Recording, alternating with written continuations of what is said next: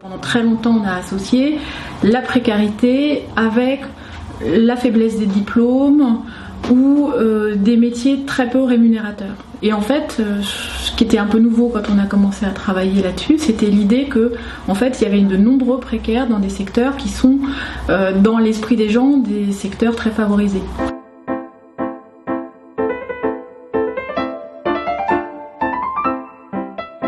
Pour nous, les intellos précaires, ce sont tous les gens qui travaillent dans des secteurs intellectuels, alors on va dire les secteurs de la culture, de l'enseignement, de l'information, tout ce qui est trait aux livres, à l'architecture, etc., au musée par exemple, aux bibliothèques, et qui travaillent sur des contrats précaires, c'est-à-dire tout ce qui est ni CDI, ni poste de fonctionnaire, qui va de vacataires, c'est-à-dire des gens qui ont des petits contrats de quelques heures, à des gens qui des fois font des CDD qui durent 1 an, 2 ans, et y compris d'ailleurs le travail au noir et toute forme de travail illégal qui est extrêmement fréquent dans ce secteur. Il y a d'abord un sentiment de fossé intérieur énorme entre le fait qu'on a fait souvent de longues études, qu'on bénéficie vraiment d'un bagage culturel et souvent social important, que auprès d'une partie des gens on incarne une certaine forme de réussite et que derrière il y a une situation de très grande, alors des fois c'est de la pauvreté, des fois c'est juste la précarité avec des changements de revenus permanents. Le discours qu'on entend tout le temps, c'est l'offre et la demande. Il y a trop d'offres, il y a trop de gens qui arrivent avec ce type de compétences et il n'y a pas assez d'endroits pour les pratiquer. Ce qui n'est pas faux, hein, c'est vrai, il y a souvent, encore aujourd'hui par exemple, il y a plein d'écoles qui forment des journalistes et il y a peu de débouchés en réalité. Donc effectivement il y a un déséquilibre entre l'offre et la demande. Mais en fait derrière tout ça, il y a aussi des luttes de pouvoir qui sont énormes, surtout dans ces secteurs intellectuels qui touchent aux idées, à la politique, etc. Qui décide de la ligne éditoriale du journal et comment s'organise le rapport entre l'actionnariat et les employés? Tout le pouvoir est remonté vers la tête.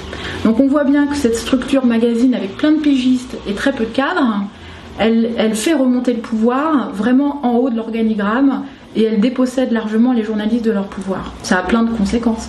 Et donc on voit bien que ce n'est pas seulement une question économique, c'est une question de pouvoir. Le même problème d'ailleurs dans l'édition, où les éditeurs devenaient de plus en plus précaires et du coup de plus en plus frileux.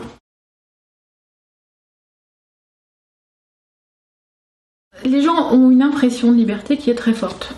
Parce que souvent, ils ont une certaine liberté dans l'organisation de leur vie quotidienne. Ils ne sont pas obligés de pointer tous les matins. Ça fait une vraie différence. Et on a l'impression que le sentiment de liberté qu'ont très souvent les intellos précaires est très très souvent illusoire et dangereux. Aussi bien donc sur un plan pratique, quand les gens disent qu'ils gèrent leur temps et qu'en fait ils travaillent aussi le week-end, que aussi donc quand les gens du coup se sentent libres de ce qu'ils font et que l'autocensure et que la pression est beaucoup beaucoup plus forte que s'ils étaient salariés.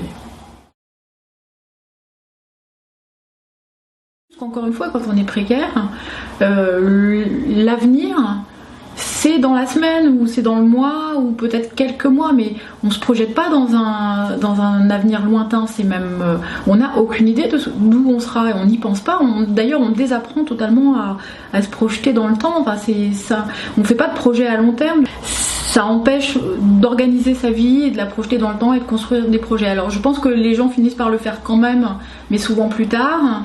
Ils le font en se jetant à l'eau et en se disant bon on va voir comment je m'en tire. Il y a des étudiants qui avaient bac plus 8 et qui avaient continué à faire des recherches ultra pointues. Et quand ils étaient arrivés à bout de force, de nerfs et puis qu'ils voulaient construire une famille, enfin ils avaient pris un boulot de postier. Ce qui est dur, c'est que d'une part, la précarité, elle est partout. Je veux dire, on parle des intellos précaires, mais des précaires, il y en a de plus en plus dans tous les métiers, dans tous les secteurs. On a l'impression que c'est le modèle qu'on est en train de promouvoir comme étant celui logiquement de l'avenir, alors qu'en fait c'est un choix. Et donc en fait, on peut dire que l'avenir sera sans doute plein de précaires. Mais que comme ce sont des gens aussi qui ont souvent du dynamisme et de la créativité, ils trouveront des solutions.